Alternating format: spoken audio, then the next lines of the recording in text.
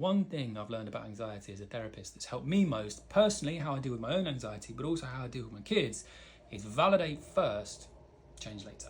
Sometimes when we get anxious or our child comes to us with some anxiety, the first thing we want to do is make it go away. We want to make it feel okay. So what can we do? Can I convince you that everything's going to be okay? Can I ask you some questions that maybe help you see it differently?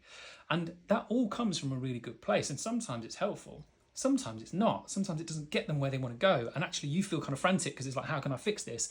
But also maybe the message it gives them is, every time I get anxious, I've got to find an answer and I've got to be able to get rid of it, which isn't necessarily always what we want.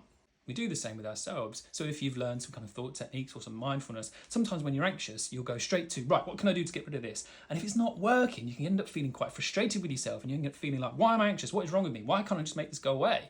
Sometimes the step we're missing is to validate the anxiety first. So if a child comes to us, we say, are you feeling scared? What are you feeling scared about? Yeah, that really does make sense to me. I get that sounds like a really scary idea. Should we have a hug?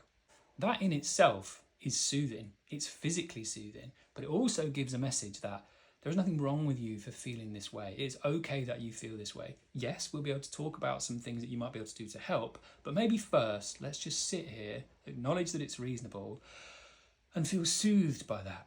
That is also something you can do for yourself. So next time you get anxious, rather than going, what can I do to change this? Try, maybe it's reasonable that I'm scared. Maybe it's reasonable that I'm feeling nervous.